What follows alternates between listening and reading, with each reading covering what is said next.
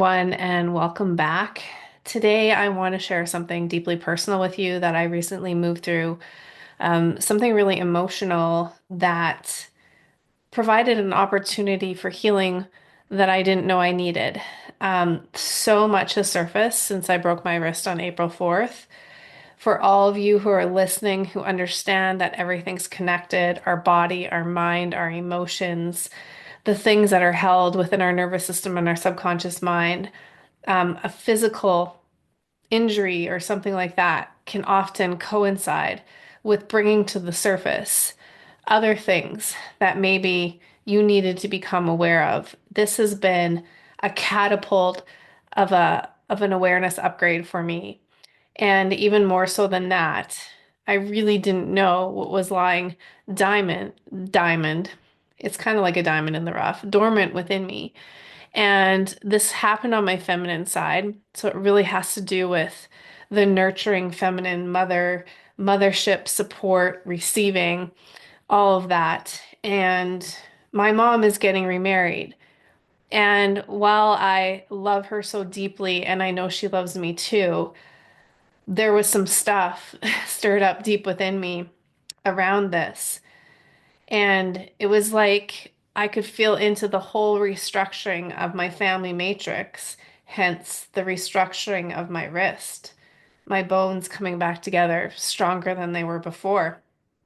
And with that, a lot of hurt um, from my childhood, a lot of unspoken fears and hurts were starting to surface that I didn't even really know that they were there. And I had a day of just feeling incredibly off and being with these really uncomfortable emotions. And my mom had reached out to me and I had to give myself a day because I knew that I didn't want to come to her from a place of blame or pain. I wanted to come from a place of love and a place of presence and a place of curiosity. And so I knew that I had to give myself permission to feel these emotions first and then have the courage to have a conversation, to be vulnerable, to be transparent, to share how I'm feeling without projection, without blame. And so that happened earlier today. And it was really interesting because even before I hopped on a FaceTime with my mom, I set the intention that no matter how she responded to me, this wasn't about that. I wasn't looking to get anything from her. I was actually giving myself an opportunity to express myself freely and authentically. Because one of my patterns, and I'm sure that you guys can relate to this, is I really learned to suppress a lot as a child, to suppress my voice, to suppress my feelings, and to not communicate those because I thought it wasn't safe to do so.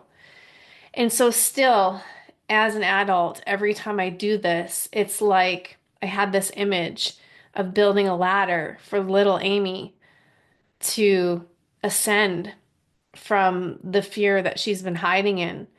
And every time I spoke and I had a little bit more courage and I was more transparent and I was more vulnerable, I could feel her climbing this ladder towards my voice.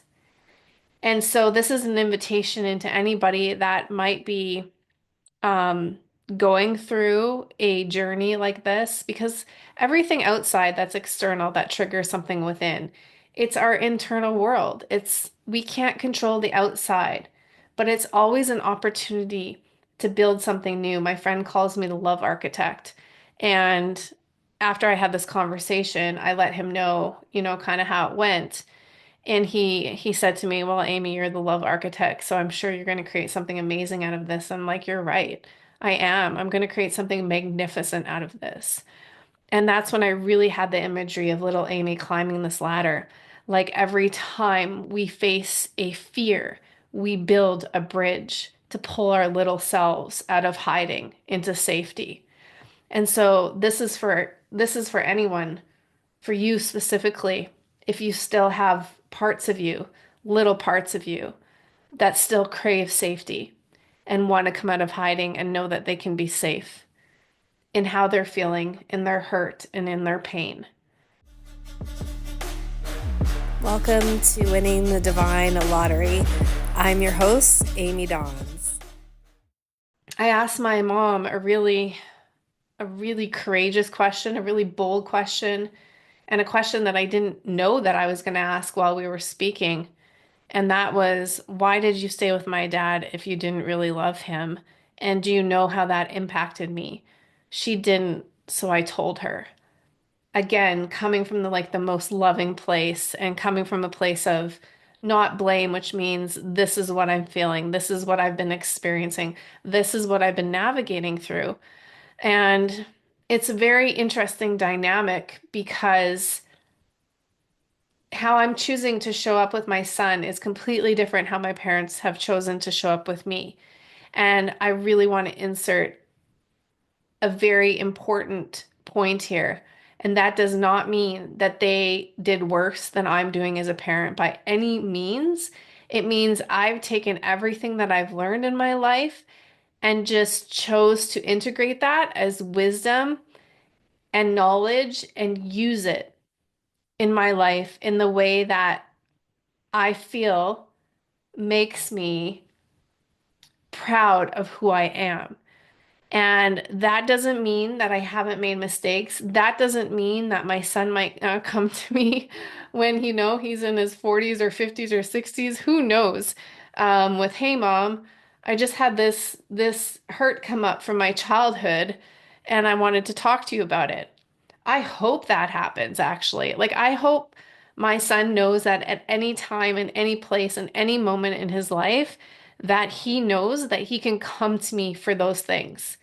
And I guess I owe that to the journey that I've been on and the path that I was led down into doing the inner work, like really diving deep inside of myself and questioning everything, questioning my beliefs, my perceptions, my view of the world and myself. And even with this, there was a part of me that knew this was the ego trying to create a problem. And simultaneously, it was also my soul beckoning me and inviting me into creating something new for myself. And the only way for me to do that was to first feel the feelings because they want to be felt so they can be freed, to liberate my inner child because she does not have to hang on to that anymore. And then to choose how I'm going to show up and be in my relationship with myself and my relationship with my mom. And so I was open, honest, vulnerable. I even shared that part with her about the way I'm parenting Bryce, and I understand, the way she parented me. And she even said, "You have so much more knowledge than I ever did." And of course, that's evolution, right? Like my son's going to have way more knowledge than me as well. And I just think my heart is speaking to right now that we get to choose, right? Like, I don't care how old you are right now. If you're a parent and you're listening, it doesn't matter how old you are, that you can absolutely change the relationship you have with your kids. And if you are a son or a daughter, you can absolutely change the relationship you have with your parents. You may never ever be able to change them per se, but you can absolutely change the way you see them because you can change the lens that you've looked at them through your whole entire life. Let me explain. This brings up my dad because it's so wild. I'm so deeply empathetic, intuitive, and sensitive. And if anyone else is listening and you are too, that this is your superpower. We're in a time and a place right now in history where sensitivity is a superpower. It's no longer um, deemed as weak. It's because you are awakening to your multi-sensory power that we were born with and we were always meant to remember. beyond our five senses, that we can tap in and turn on to the quantum field, the where everything exists and nothing exists all at once. And you guys have heard me say this, that I feel more connected to my dad now that he died and left his physical body than I did when he was alive. And the perception shift with him has been so profound that it just continues to open my heart. And part of that perception shift is I'm not going to sugarcoat it. My dad was really hard on me at times. Unfair, unjust in my perception. Um, I didn't understand where he was coming from. And a lot of my inner work was healing those wounds with my dad. And ever since he died, all of that, even though it's there and it exists in a memory, it has no emotional charge to it anymore, which I know from listening to Dr. Joe Dispenza so many times. When you can have a memory without the emotional charge, that's wisdom. So I've integrated all of those moments with my dad, and all that's left after that is fucking pure unconditional love. And because of that, I am now remembering all the good, how much he was my biggest fan, how much he supported me, how much he saw me as the leading lady of my life, and he always saw me up on stage. And it's so crazy because while I had the other perception of him, I always thought I had to be perfect and I had to be beautiful and I had to be so skilled and so talented and get up on stage so that he would love me. But what he was actually seeing was my potential. He was seeing my essence. He was seeing my being. And for whatever reason, I internalized it the way I did. And it was supposed to happen like that so I could actually grow and become the woman I was always meant to become. And that's why his death was such a fucking powerful portal of transformation for me because I got to be that. I got to fully receive that. But my mom growing up was like my lightsaber. She was the soft one. She was the gentle one. I could go to her with anything, any of my hurts, any of my pains. She always said yes to me when I asked her for something. And so I felt more safety with my mother than with my dad. And now that my dad is gone and my mom is here and she's getting married, it triggered all of this um, understanding to the surface of this pattern of how, through my mom's eyes, my dad was kind of projected as the villain in our family, and how I took that on as my own, and it was never mine to begin with. And I love her. It doesn't mean that she did something wrong. Um, my grandmother grew up in a generation where my grandfather was a molester, and she chose to stay with him because that's what you did. You didn't leave where you had financial security, right? Um, my mom, God bless her heart, like it just is what it is. It got to the point where I was like, I realize it just is what it is. And now I get to create an opportunity for radical forgiveness. Like radical forgiveness for my mom staying in a relationship where at the time it felt easier to stay than to leave, even though in hindsight she said it wasn't. Um, I have to forgive myself for taking on the projection of my dad, but also owning the times when he was that for me. Like he was the villain for me. Um, Radical forgiveness for just that was my experience of life. That like it just is what it is because when you can forgive, that's the beginning, that's the softening of releasing the emotional attachment. to what has already occurred and already happened. And and that's where your soul gets to be free. That's where your soul gets to expand. And that's where the parts of you, which is often the little you, um, gets to come out of hiding and gets to be seen and not judged and hugged and loved and felt safe with you because it's always you. Like it's always you taking care of you.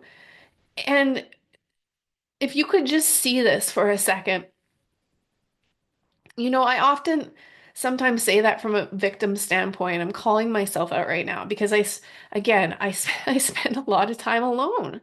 I crave and desire a partner, somebody to share the highs and lows with in my life. And so I often feel like I do everything by myself. But what I'm speaking to right now is it's always you leading you. It's always you healing you. It's nobody outside of you. Like when I had that image of me building the ladder, which was just represented the bridge, to like telling my younger self, little Amy, who needed her parents, who craves her mom's connection right now, um, that's okay and she can come and be with me. It's always you. I've had mystical experiences where I've gone back to moments in my life and saw myself in like some of the lowest moments in my life and just looked at myself with awe and beauty and reverence and grace and it was just like, do you know how far you've come? Um, that's what I mean. Like it's always our higher self guiding us, always.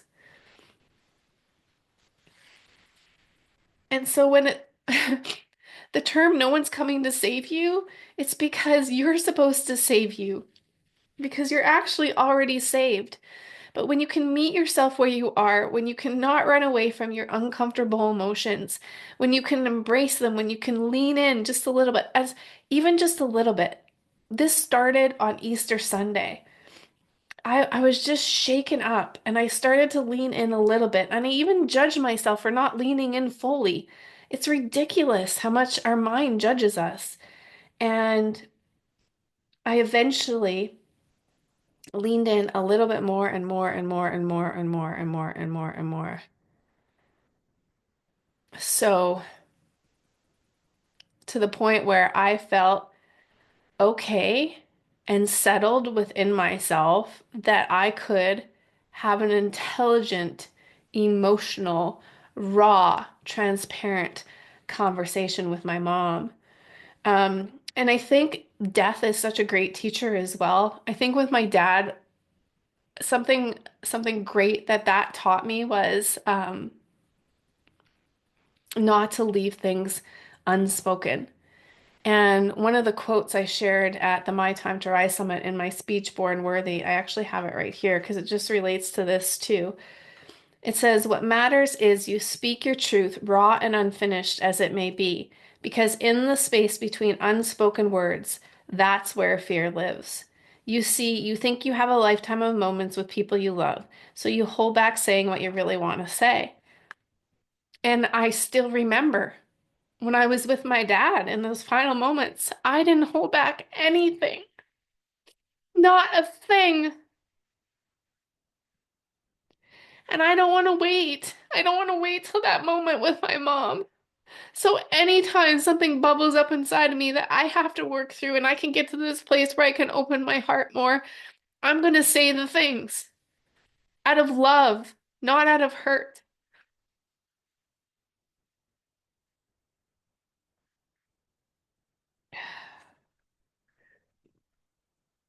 So today is really raw and vulnerable and real. And this felt like my highest passion to show up in this way because it's easy to mask what we're going through and it doesn't mean we have to dwell there. Like I'm not dwelling in this anymore, but my heart is so open that I know I'm being called to share this with you because somebody needs to hear this. This is going to help somebody heal. This is going to help somebody surrender. This is going to help somebody use their voice. This is going to help somebody speak what they need to speak from their heart, raw and unfinished as it may be. This is going to help a parent shift the relationship with their child. This is going to help a child shift the relationship with their parent. And even outside of parent-children relationships, this can help you shift any relationship in your life. So I feel that that's complete for today. I love you. I thank you for being here. I ask you for your support in subscribing to my podcast, to liking, to commenting, to sharing this episode with you if it spoke to you in any way. It just really helps me get my word out because it's not like the process is for me, but then when I've processed it, it's like a blessing and a gift now that I'm giving back to you. And that's why we're all here in our own unique way. I want to share this with you actually. Before I came on and pressed record, I said a little prayer and it went like this. Thank you for this microphone, for this laptop, and for this platform, this podcast, so that I can use my voice to express myself authentically in order to serve others. Everything that we have and use in our life, it's a tool, and we're meant to use them intentionally with deep reverence and gratitude because you just never know who you're going to help. I love you. Thank you. We'll see you again. Thanks so much for listening. If you found this episode valuable, please like, subscribe, and share it with a friend.